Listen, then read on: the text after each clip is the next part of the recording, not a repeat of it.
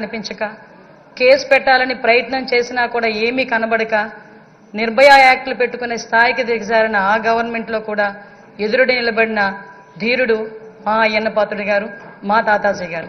అటువంటి వ్యక్తిని ఈరోజు స్పీకర్ స్థానంలో కూర్చొని ఈరోజు ఎంతో మంది ఎమ్మెల్యేలకి మార్గదర్శకంగా కూర్చోబెట్టినందుకు నిజంగా అందరికీ కూడా, ఇక్కడ ఉన్న వాళ్ళందరికీ కూడా పేరు పేరున నేను ధన్యవాదాలు, నమస్కారాలు తెలియజేసుకోవాలి.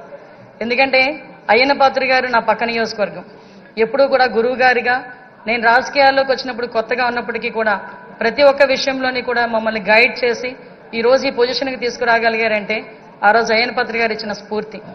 అయ్యన్న పాత్రుడు గారు 2004లో నేను నర్సీపట్నంలో ఒక టీచర్గా నేను ఉండేదాన్ని. ఎందుకంటే ఈ ఒక్క ముక్క చెప్పాలి, ఎందుకంటే ఈ ఎన్డీఏ గవర్నమెంట్ కానీ తెలుగుదేశం పార్టీ గవర్నమెంట్ కానీ ఒక సామాన్యులను తీసుకొచ్చి శాసనసభలో కూర్చోబెట్టి శాసనాలు తీర్చిదిద్దే విషయంలో ముందు కూర్చోబెడుతున్నారన్న విషయాన్ని తెలియజెప్పడానికి ఒక విషయం చెప్పాలి. 2004లో నేను టీచర్గా నర్సీపట్నంలోనే పనిచేస్తున్నా. ఆ టైంలో గౌరవ స్పీకర్ గారు అక్కడ ఎమ్మెల్యే. ఆ రోజు నేను వెళ్ళి మీకు బొకే కూడా ఇచ్చున్నా, మీ జన్మదినానికి వచ్చి మేము శుభాకాంక్షలు తెలియజెప్పడానికి యాజ్ ఎ టీచర్గా.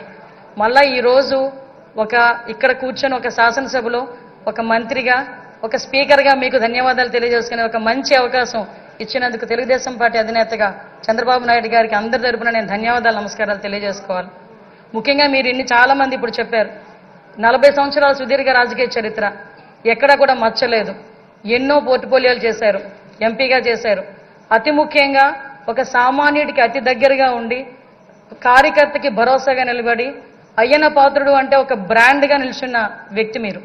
ఇవన్నీ జరగడమే కాకుండా మొన్న 2019 అంటే ఇంతవరకు మనం ఎంతవరకు పనిచేశామనేది ఒక ఎత్తు అయితే 2019 నుంచి 2024 వరకు ఉన్న పీరియడ్ని మనం ఒక బ్లాక్ పీరియడ్ కింద తీసుకోవాలి రాజకీయ చరిత్రలోనే. ఎందుకనంటే ఒక శాసనసభ నడిపించడం చేత కాదు, ఒక అడ్మినిస్ట్రేషన్ చేయడం చేతకాక ఒక నియంత పరిపాలనలో ఆంధ్రప్రదేశ్ రాష్ట్రం అట్టడుగుపోయిందన్న సంగతి మనందరికీ తెలుసు.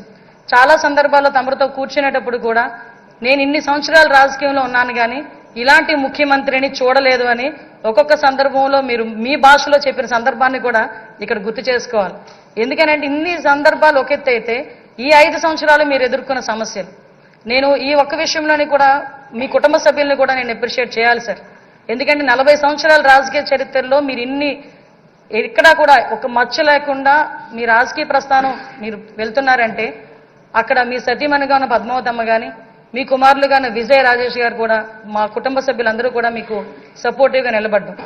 లాస్ట్ 5 ఇయర్స్లో మనం చూసుకుంటే విజయ్, రాజేష్, అమ్మ ఈ ముగ్గురు కూడా ఎంతో బాధపడ్డారు. రాజకీయంలో ఉన్నందుకు మనం బాధపడడం, మనం ఆ ప్రాబ్లం ఫేస్ చేయడం అనేది ఒక ఎత్తు అయితే ఎక్కడా కూడా తొనకకుండా వెనకకుండా మీకు సపోర్ట్ చేయటం. ఆఖరికి ఎంత దారుణం అంటే మనవరాల్ని కూడా ఇంట్రాగేట్ చేశారు పోలీసులు వచ్చి. చిన్న పిల్ల 3 సంవత్సరాల పిల్లని కూడా ఇంట్రాగేట్ చేసి ఆ అమ్మాయిని కూడా భయకంపితులను చేశారు. అటువంటి సిచ్యువేషన్లో కూడా ఎక్కడ కూడా కదలలేదు. ఒక చిన్న 6 అడుగుల దూరం అని చూపించి గోడని కూల్చడానికి వందలాది మంది పోలీసులు మీ ఇంటి చుట్టుపక్కల పెట్టినా సార్ ఎక్కడికైనా వెళ్ళండి, జైల్లో పెడితే మళ్ళీ ఇబ్బందులు పడతారేమో అంటే వస్తే అరెస్ట్ చేయని అమ్మా ఏం చేస్తారు, మహా అయితే చచ్చేటప్పుడు కూడా అదే జెండాతో చచ్చిపోతాను తప్పించి ఏ రోజు కూడా జెండా మార్చకుండా నేను నిలబడతాను, అది నా రాజకీయ నైజం అని గర్వంగా చెప్పిన వ్యక్తి